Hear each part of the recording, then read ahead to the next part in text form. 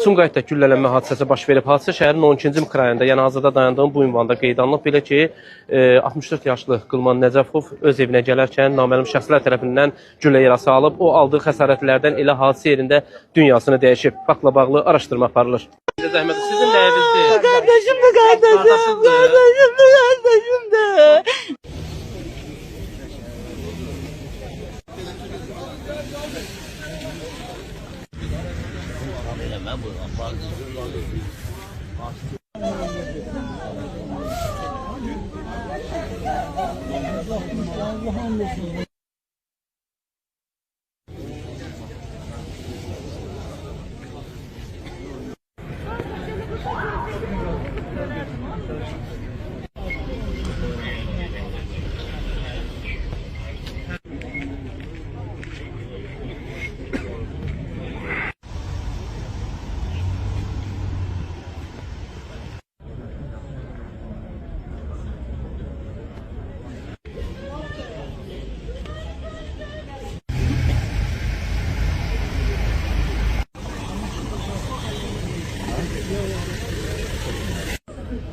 Orada böyle.